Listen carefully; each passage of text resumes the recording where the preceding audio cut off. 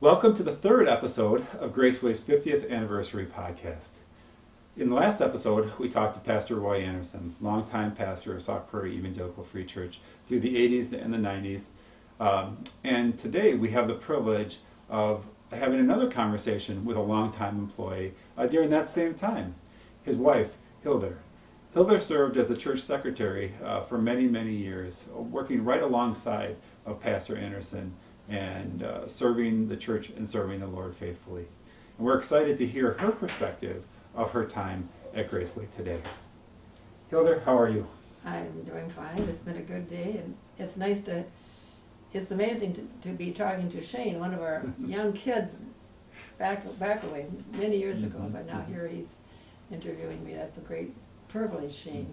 No. And when you first moved here, Dennis, your youngest son, was 4. I was 4 as well. I know. And so our lives have really intertwined, not only as Dennis and I lives, but our lives as well through the years. Many times when there'd be a basketball practice and you would open your house up for those of us who lived in town or lived in the country that had to wait around and let us do meal or do homework at your house. So thank you very much for how you've served over the years. All through the years, especially with basketball. Mm-hmm. Many of the boys, Shane included. Mm-hmm. Mm-hmm. Your doors were always open, so we appreciate that. So Hilder, tell us about how you came to serve at Graceway, then called Sauk Prairie Evangelical Free Church. How did you, and at what time did you start working there? Well, I guess we came in July of '79, Mm-hmm. so that's Roy and myself, so I had to just come along with Roy, you know. Mm-hmm. Mm-hmm. Sure.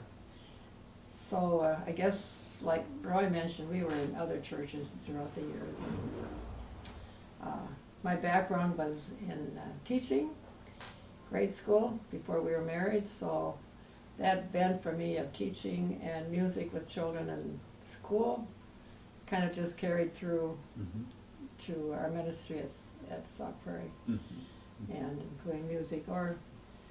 And also in Roy's seminary days, there were no computers, so I did all his typing for his term papers. Oh. And many things like that, or my writing letters to home, because it was it's a lot cheaper than calling home, because expenses for calling phone. So I did a lot of typing and music and teaching in those previous times before we came, even in the churches we had previous. So So he would write out sermons or papers by hand, and you would often type them up for him. Yes. Had you served as a secretary or any kind of role in your previous churches? Well, the first church, there was no secretary, so I just, we did the bulletins by ourselves, running them off on mimeograph. And those days, there were no computers, of course, so. Thank you, I have to think of her name. Cheryl Lopez, I think her name was. Okay. She taught me how to use a computer, even at my age. I thought maybe that's I was getting a little old to learn, but of course I was only in my 40s then, but I thought that was old to learn computer. But so I'm very thankful to her teaching me how.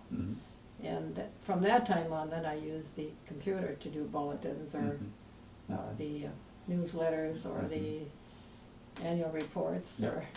Because that was the way that we communicated at that time. That was the way. We had no computers. We didn't have cell phones. We didn't have emails to start with.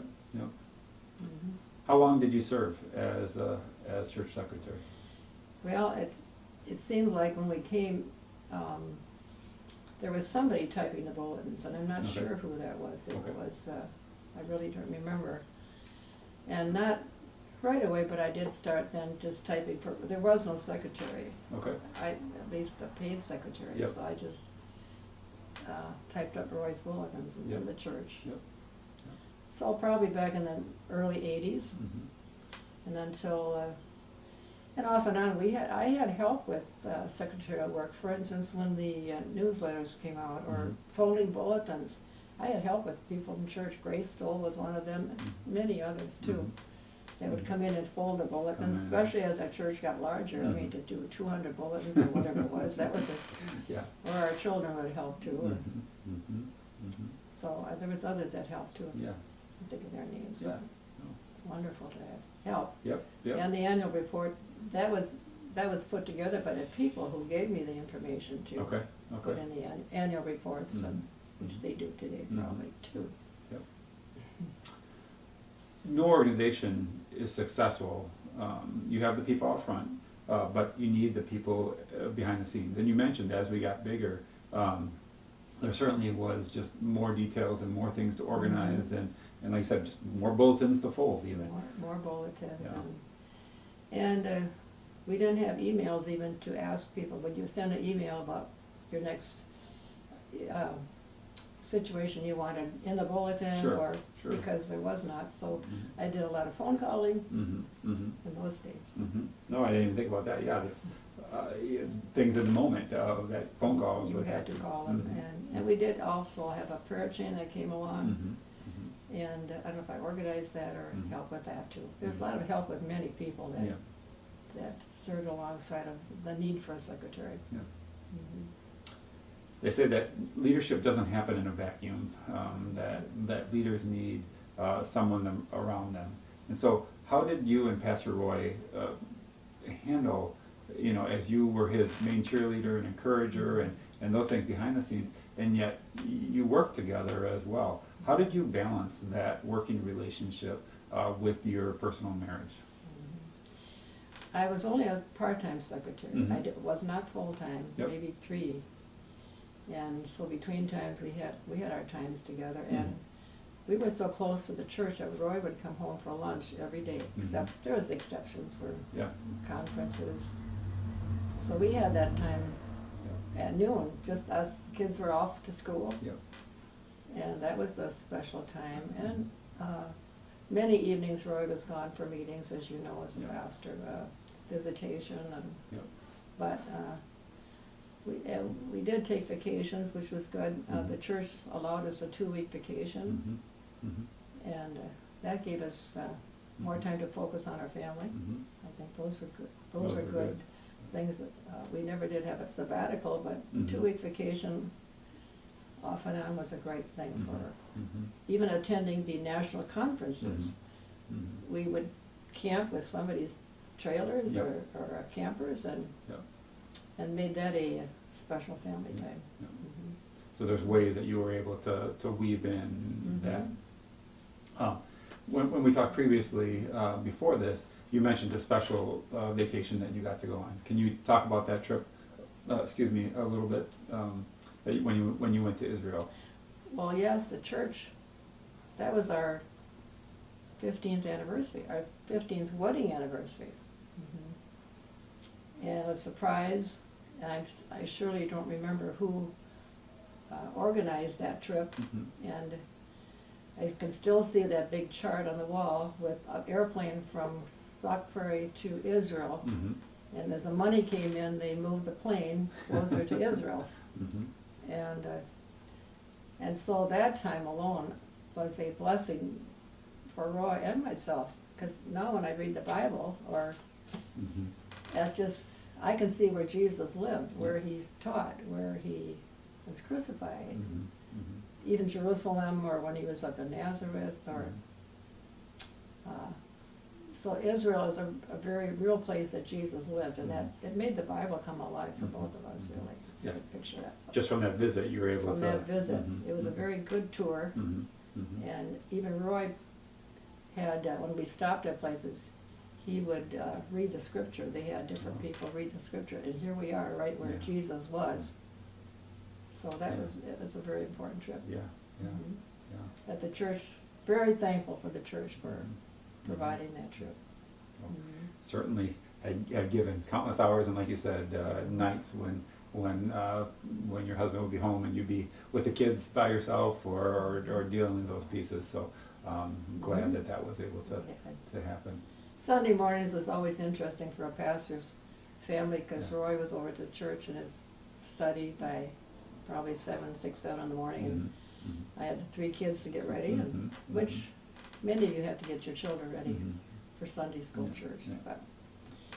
But in those days we had the clothes and things laid up Saturday night, so it wasn't quite the rush on Yeah. Sunday morning, Yeah. because I did play the piano sometimes too. Yeah, yeah, yeah. So not only did you serve as a part-time secretary, but you also served as a piano player. Mhm.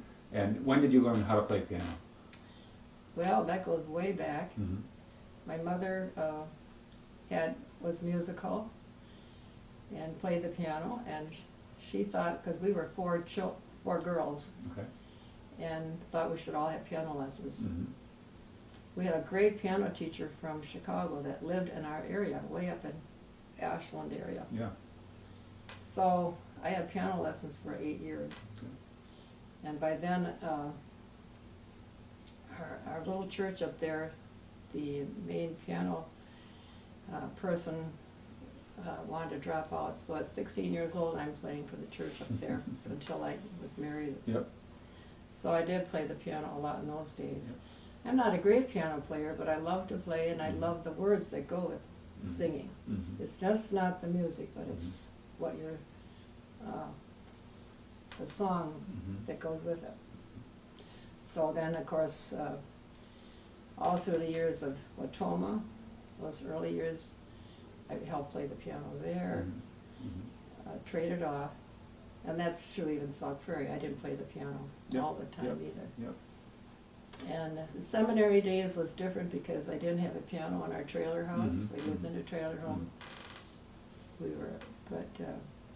So I missed that, but I was in a choir there, so Still had some music. I had some music. Yeah. And Columbus days, I played mainly the organ, believe it or not, because they didn't have an organist. I had never played the organ, but I love piano and organ are somewhat similar. Yep.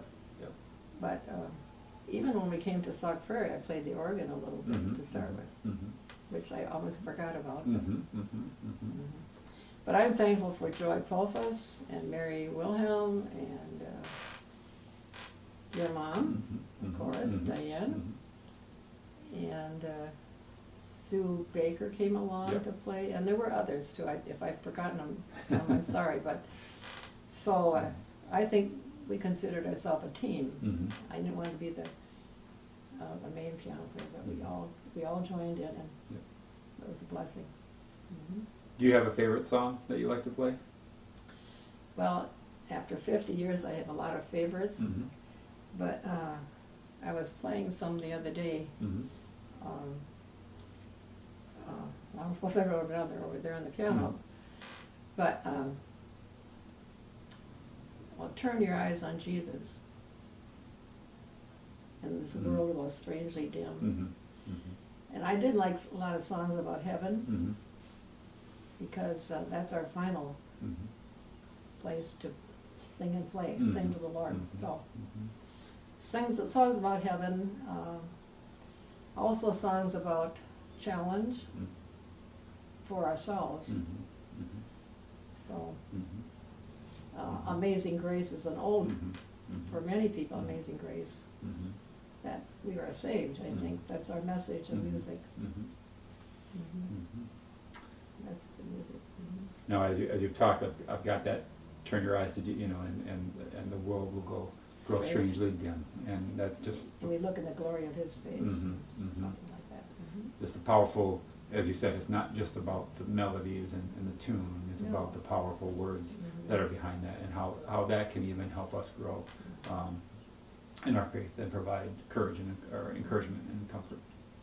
And I like others playing too, because even now in our son Dennis's church, I don't play the piano. I had an eye problem after we left Sauk Prairie. I could only see in my one eye, so it's a little harder for me to read the notes. I can. But sitting in the audience now and really concentrating on the words has helped me too, as you process the words and not just notes. It gives you another chance to focus. Another dimension for me. Again, what I'm just so encouraged by, and this has been somewhere in all of these conversations, is how God uses something that the world would say is a negative, and God uses that, and you can turn it into a positive. That's just really encouraging. So thank you for that example. What are some of your favorite memories about your time as your family grew up through Graceway, as Roy served there, as you developed relationships? What are some of your favorite memories of your time at Sock Prairie at Graceway? Yeah, there would be many. I had never thought of VBS as a vacation Bible school, it's something you have to organize and need a lot of workers. But the theme of those, it was always exciting each word to come up with a theme of what we want to have for the theme for Bible school for our children. And so that was, I helped with many VBSs along with many others, as you know. Yep. Women's missionaries was also a blessing. I really, at Sock Prairie, we had missions with such an emphasis, which they maybe mention in other situations here, but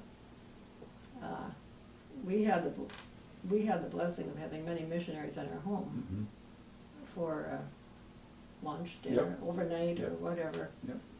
And it was a blessing for our children. Our kids will always remember, if you talk to Jeff or some of the others, they had the blessing of seeing missionaries firsthand. And I wish others can do that too, but that was a blessing for us. Way back when they first started, when we first came, missionaries that came along. So those were highlights of not only having them in church, but in our homes. Home. In that extra time. We had extra time with the missionaries. Yeah, Graceway, Sock Prairie Evangelical Free Church has always, I think, had a strong emphasis on supporting. They have. Yeah, supporting missionaries, and we've sent several out ourselves, and I appreciate you mentioning that. And then that connection where we often have long-term missionaries that we've spent their careers supporting, and we've seen them numerous times and got to watch them grow, and so you've had that opportunity even more so of having them in the house. Julie Demker, she was like one of our girls, and of course she's had retired now with her health. But there were others too. I appreciate the missionary committee too.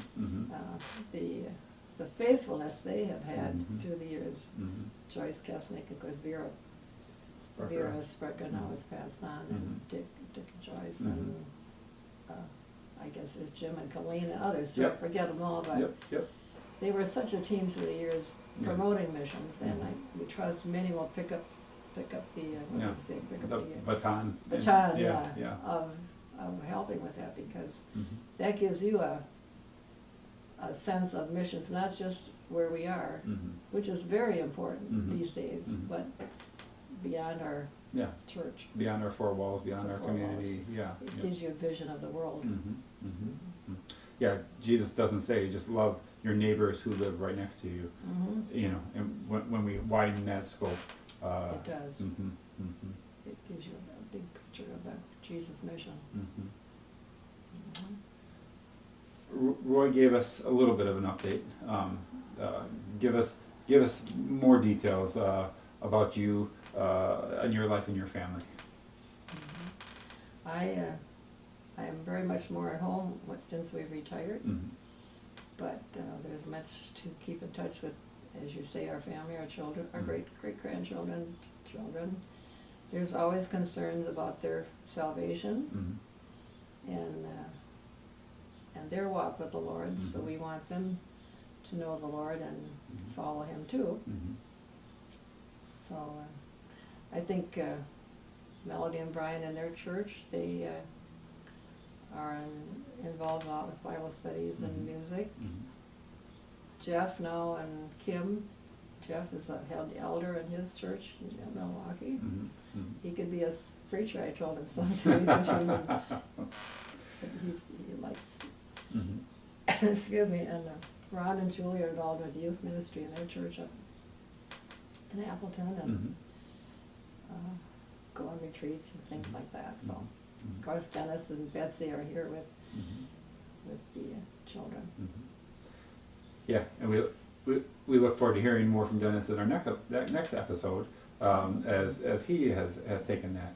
But again, we see that thread of the service that you and Roy demonstrated to them, and as they are in their spaces, in their in their churches, spaces. they do that both at home and in churches as well. And the example that you've given not only to them but to so many, we see that certainly in our lives and in other lives there too. So thank you for that example. Thank you for your long service to the Lord, whether it have been supporting at seminary, whether it have been at the various pastorates, but certainly for your long time service at Sauk Prairie to the local church. Leave Graceway with a charge. What wisdom would you share as we look towards the next 50 years at Graceway, God willing? Well, faithfulness to the local church when you're there, I see that as important because of fellowship. Roy mentioned this book that we've been, now I forget the title, but part of that working or being with the Lord or serving the Lord is fellowship. We need our prayer time. We need fellowship too, and that's the local body. And don't neglect that, I guess, if I would say that. It's easy to neglect, especially after COVID that came along, I think. The YouTube is fine, but it's not like the fellowship of being there. I'm in a Bible study yet, and we're just reading through Titus now, and that book on Titus is to teach. Teach the younger, teach. And so at my age, I should still be teaching too, and I think that's true of anybody in a church, in a church body. It's being willing to be taught or teach in a local church, and from that, then you have the way to grow and share others about the truth beyond the church. Then I think that's a part of. So be faithful with Bible studies in the church, and make the time for it. It's very easy to be not available for that, but make the time. You have to make the time. And I had a verse. I do a little memory, nothing like Roy and Dennis. My gift has been more in music and things like that, but. So now I don't have that memory verse here. That's all. Okay. That's supposed to be. But we do memorize and we do serve the Lord because He's coming again, and we need to be ready. And that's our focus on the verse that we're learning now, because He's coming again. So focus on that as your main focus, and then you'll do some of these things as you